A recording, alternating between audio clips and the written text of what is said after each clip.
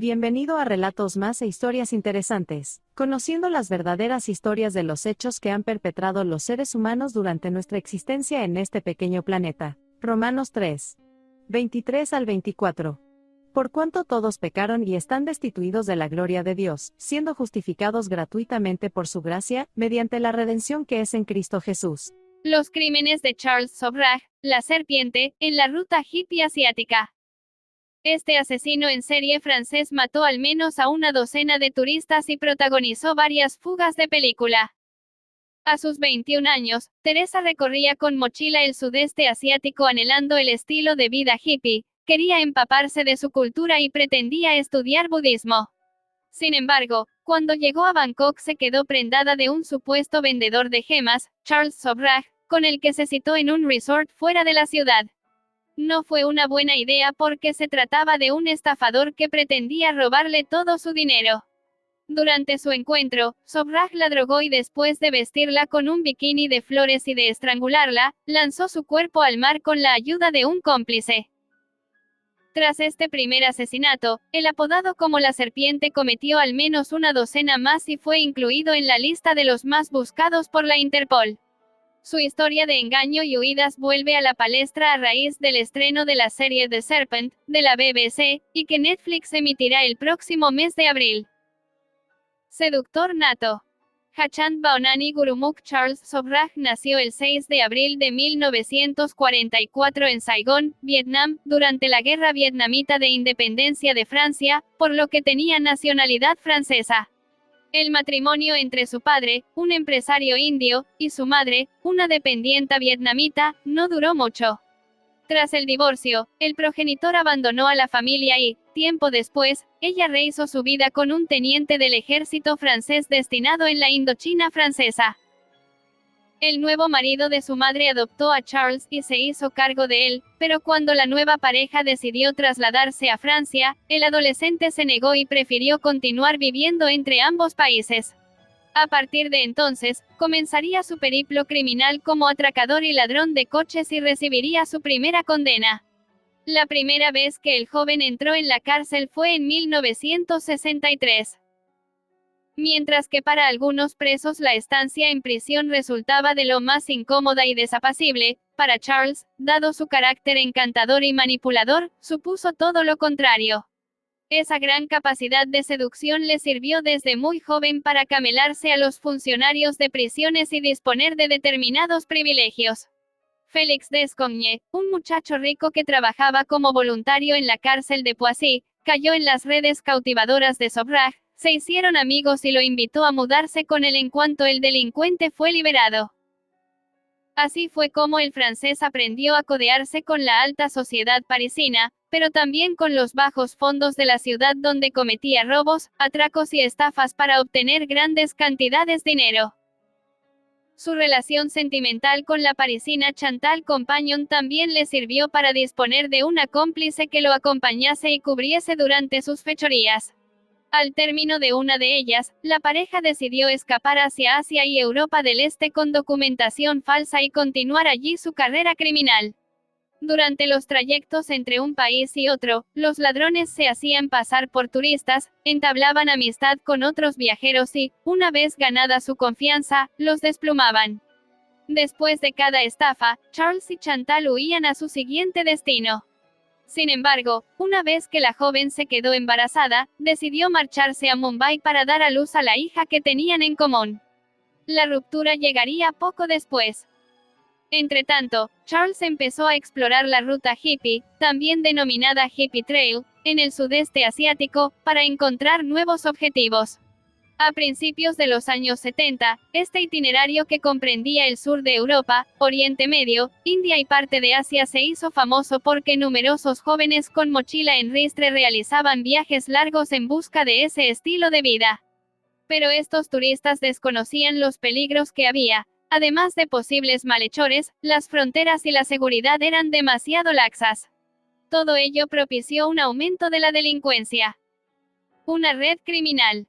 Sobrag, que en esa época se dedicaba también al contrabando de drogas y al robo de coches, estafó y desvalijó a muchos de estos viajeros a los que impresionaba con sus supuestos negocios de gemas o de estupefacientes.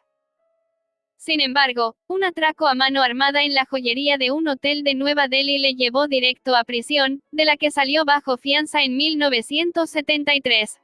De allí huyó a Kabul y durante los siguientes 2 años se convirtió en todo un camaleón. Sobraj utilizó 10 pasaportes distintos para moverse a sus anchas por Medio Oriente y Europa del Este y, en compañía de su hermano pequeño André, participó en diversas actividades delictivas en Turquía y Grecia hasta su detención en Atenas. Sin embargo, en 1975 Sobraj logró escapar de forma inexplicable de la cárcel de alta seguridad griega y regresar a Tailandia para crear una nueva red de tráfico de piedras preciosas. A su vuelta al país, conoció a la turista y enfermera franco-canadiense, Marie-André Leclerc, que se convirtió no solo en su amante sino en su fiel seguidora. La pareja se trasladó a Bangkok y allí se les unió otro cómplice, el indio Ajay Choudhury.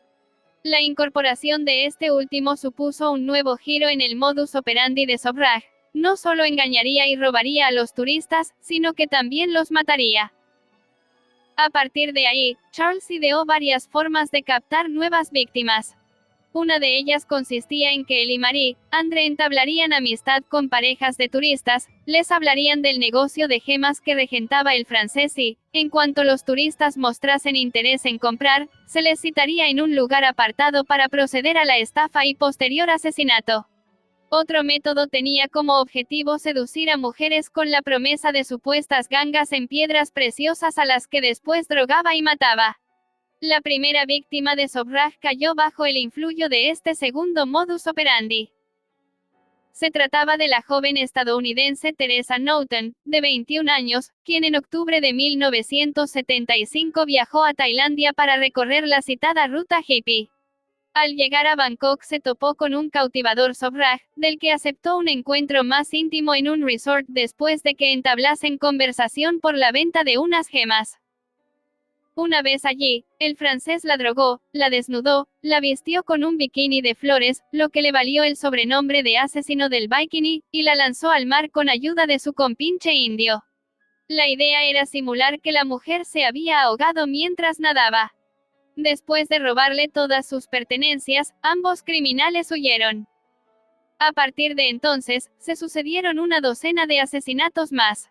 Como el del judío sefardí Bitli Hakim, cuyo cuerpo apareció quemado cerca de un balneario de Pattaya, al sur de Bangkok. O el de una pareja de estudiantes holandeses, Henk Bintanja y Cornelia Imker, de 29 y 25 años respectivamente, que fueron envenenados, estrangulados y quemados el 16 de diciembre. 6 días después, Sobraj y su novia Marie-André viajaron a Nepal y el francés cometió otro doble crimen. El canadiense Laurent Carrier, de 26 años, y la estadounidense Connie Bronsich, de 29. De Nepal, Charles y Marie pusieron rumbo a Varanasi, Calcuta, Singapur y la India y para cuando llegó marzo de 1976 las autoridades ya tenían en el punto de mira al clan criminal dirigido por Sobraj. De hecho, fueron 3 miembros de esta red quienes delataron al francés y, por mediación del diplomático holandés Herman Nippenberg, se inició una investigación para esclarecer los asesinatos de Henk y Cornelia.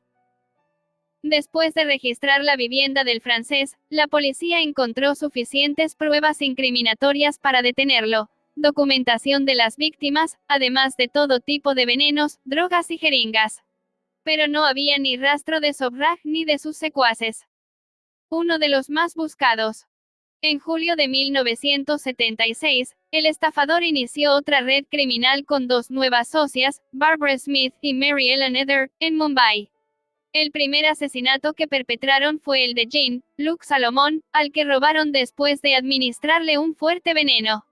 Sin embargo, la dosis fue letal y el joven falleció inmediatamente. Una vez de regreso a la capital india, el clan se hizo pasar por guías turísticos y captó a un grupo de turistas franceses. Durante el recorrido, les ofrecieron un medicamento contra la disentería cuando en realidad se trataba de un potente tóxico. Pero el efecto de las drogas fue tan rápido que algunos de los turistas se percataron de lo que ocurría y 3 de ellos avisaron a la policía. Una vez en comisaría, las 3 jóvenes compinches lo confesaron todo y Sobraj fue acusado del asesinato de Salomón. Hasta ese momento, Charles Sobhraj formaba parte de la lista de los más buscados por la Interpol al ser el presunto autor de 14 asesinatos y estar reclamado por las autoridades de 7 países de Europa y Asia. A la espera de juicio, el francés encontró el modo de ocultar piedras preciosas en su cuerpo para utilizarlas como soborno dentro de la cárcel y así vivir más cómodamente. Una vez declarado culpable y condenado a 12 años de prisión, Sobhraj se creó una vida de lujo durante el tiempo que estuvo entre rejas. Debido a su amistad con los funcionarios y con algunos otros presos, el francés dispuso de televisión en su celda, además de la mejor comida gourmet. Su fama fue tal que se convirtió en toda una celebridad y concedió entrevistas a periodistas y escritores en las que aseguraba que sus acciones eran una represalia contra el imperialismo occidental en Asia. Pero transcurridos 10 años en prisión, Sobhraj decidió organizar su fuga. El 16 de marzo de 1986, el francés celebró una gran fiesta para toda la cárcel en la que invitó a todos los guardias y presos del recinto. En un momento dado, colocó somníferos en unos pasteles y, cuando vio que todos caían dormidos, Sobhraj se escapó. 22 días después, el fugitivo fue detenido mientras comía en un restaurante de Goa en compañía del narcotraficante David Hall y de otras 2 personas más. Las autoridades trasladaron a los 4 detenidos a Nueva Delhi y, el apodado como la serpiente por su facilidad para escabullirse de la ley, volvió a su celda en Tiar. Cumplidos otros 10 años más en prisión, Sobhraj fue puesto en libertad y el 17 de febrero de 1997 regresó a Francia donde se hizo millonario. Vendió los derechos cinematográficos de su vida por $15 millones, además de cobrar grandes sumas de dinero por fotografías y entrevistas. The Serpent. La vida de éxito de este asesino se truncó en septiembre de 2003. Un periodista de The Himalayan Times publicó un artículo con varias fotografías suyas en un casino de Katmandú. Poco después las autoridades nepalíes montaron un dispositivo para proceder a su arresto ya que aún estaba pendiente por resolver el doble asesinato de Enk Bintangha y Cornelia Imker de 1975. Una vez capturado, la justicia de Nepal lo condenó a cadena perpetua por los asesinatos de estos turistas y, desde esa fecha, permanece en la cárcel pese a los esfuerzos de sus abogados por ganar los diversos recursos de apelación presentados. No fue la única condena que Sobhraj recibiría. En julio de 2010 el Tribunal Supremo de Nepal confirmó el veredicto de cadena perpetua por asesinar a la estadounidense Connie Bronzich, de 29 años, y en septiembre de 2014, el Tribunal de Distrito de Bhaktapur lo sentenció por el crimen del canadiense Laurent Carrier, de 26 años.